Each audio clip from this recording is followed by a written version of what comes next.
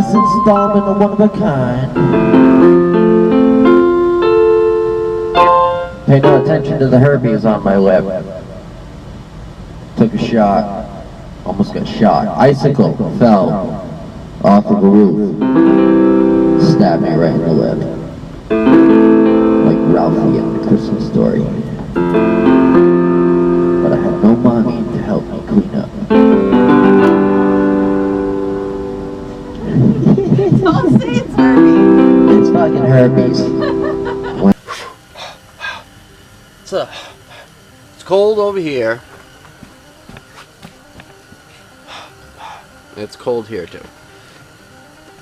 I just turned the heater back on. We are out in the garage, well, condom garage, and it is literally in the middle of 2-foot snowstorm up in Maine right now. And once again, this thing just keeps on impressing me. Another thing that is impressing me is where I've come with this spoiler. Now, I'll get to this in a minute. And I apologize for the noise of the heater if it's annoying, but it can't be much more annoying than my background music. So downstairs, when I was working on this inside, I pretty much was focusing on this part inside of where the taillights line up. Alright, so I come outside to test fit it, and I like the look of it. I mean, I looked at a lot of different styles of duckbill style spoilers, and I like the look of it, but it looked like it was placed on the car, like it wasn't part of it. Never liked the transition between the tail lights and the rear hatch. Like, there is a drop, it's about 1 inch, maybe a little more, and it just looks awkward. So Brandon from SRT4 Gear, he sent me a set of these tail light caps to put on top of the tail light before I then molded what is now this section. I mean, I know this really isn't the best view of everything. I always like to do the 50-foot stance after I wash anything, stand back like 50 feet and check out my work, but this is gonna have to do for now.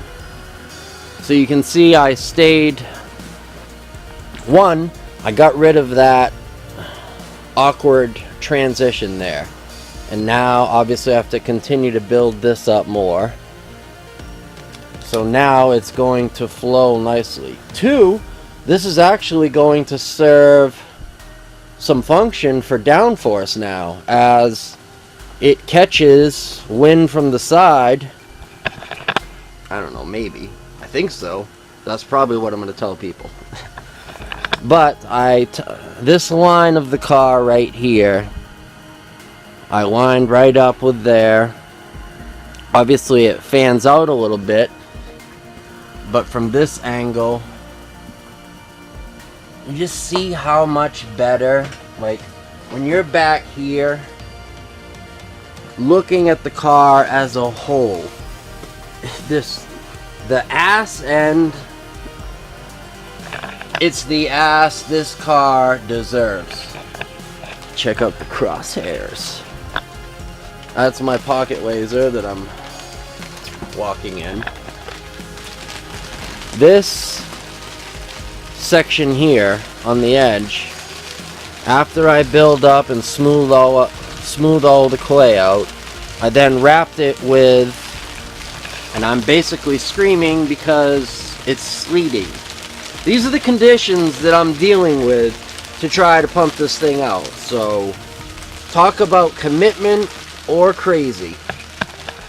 Anyways, I wrapped it with foil tape. No, that's packing tape. This stuff right here. And then over that foil tape, I ran a layer of packing tape, which actually, even though it looks like there's a bunch of wrinkles here, and there are still faint, that packing tape not only smoothed out the foil tape, but it's also going to help to prevent, when I do get to the fiberglass step and try to pull it off the mold, I don't know, tornado. When I do get to the fiberglass step and try to pull it off of the mold, that packing tape is going to help it not be stuck to it. But that's going to be in part 2 probably. So this is the type of clay that I'm using. Pretty much just regular air dry clay. I've been using a speed square, this little squeegee thing,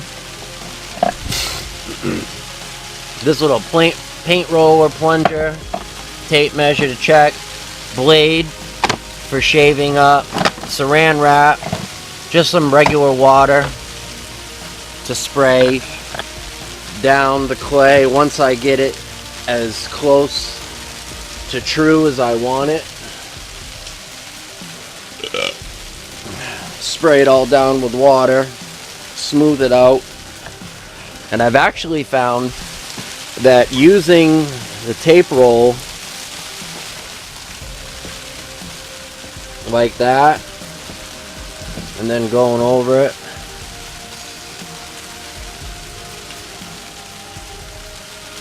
that has helped me forming the radius. Now, you can't get it obviously perfect, but pretty damn close. I mean, this line right here, once it's all taped up, you see that? And I know, I'm not sure how this is coming up, but this has a nice gradual increase to the thickness. Now the fine tuning is really going to come after the fiberglass, when we put a couple layers of gel coat on this. That's going to get rid of a lot of the imperfections, but then I'm really going to have to do some magic with fiberglass filler and sanding. I'm sure there's going to be a lot of sanding. But like I've said before, when this wing comes out as awesome as I know it's going to, then we're moving on to here. I want to have something that nobody else does. You know, I know this has already got a wide body on it from the factory, but I'm taking that wide body to a whole nother level. No, I haven't put the gauges back in, if any of you are curious, or really done anything else with the interior. I did redo the gauges, and if you don't know what I'm talking about, I'll put a link in the description, or I'll put it up in my the end of the video. I was showing custom gauges for the car. I also have gotten a lot of traction from the video I put up on Destroyer Gray, and I'm just going to leave it at that. I'll throw that up at the end too. Go check out. It's got the most views in the short amount of time, and the comment section is pretty comical. Okay, so I've built up some of the clay here and started spreading it over, but I'm just gonna show you a couple of the tricks that I found work the best. And let me just tell you guys that this is a process. Now, maybe somebody who's done it a lot, I might not be the best person to take instruction from. I'm just sharing with you what has helped me bring it from something like this to be able to look like that. A little water going.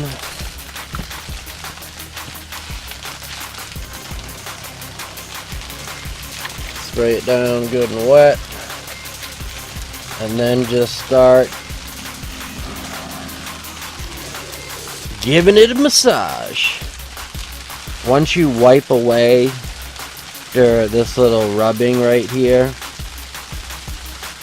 but you can see the different layers or levels by the color of it. Also, by how it feels. See, so right in here, even when I'm rubbing and it still looks all knuckly and bumpy, that's gonna need a little attention from the razor blade. Get a rag, take this squeegee. Now you see all the different variations of the color? That's a difference in the surface level. I don't know how well that's showing up. I keep putting, see, it's lighter, darker, lighter, darker. Now over here, it's starting to look a little better. See? Still a lot of spots in here that need to be addressed, but nothing like that. And when you're rubbing back and forth, you're gonna feel high spots or low sunken in spots. Now, I would suggest trying to make this as perfect and true as possible. Obviously, if you've got a shit ton of low spots, you can always fill that in later with, you know, fiberglass, resin, or Bondo, whatever, and then go through the mold process again. But I would rather make it as close to perfect before I even consider putting the foil and clear tape on. When you swipe like that, and it's pretty much all the same color, this is when you know you damn near got it. But I've also found that leaving this alone for a couple hours even, and then coming back and going with a rub in a different direction, it helps it. It gets to the point where this is literally a piece of glass. So that's all I'm going to throw in this one. I will definitely keep uploading the process along the way, but as far as molding and shaping, that's about it. Now, once I get everything molded and shaped, wrapped in foil and clear tape, the camera's definitely coming on again for the fiberglass and gel coat. I'll tell you, everybody that I talked about doing this, a wide body kit, or even starting off by making a wing, now, people were literally discouraging me away from it. Why would you waste all the time and the money? You know, that's not going to be easy. It's never been done. And I had one person who was like, yeah, oh, okay, I like it. You can do it. So I'm here to tell you, if you don't have that one person, who mine is my amazing woman, God love her, then I'm that person for you. I'm here to tell you, you can do it. I've never done this before in my life. Watch a little bit of stuff, here you are watching also. And maybe a Caliber SRT isn't your thing.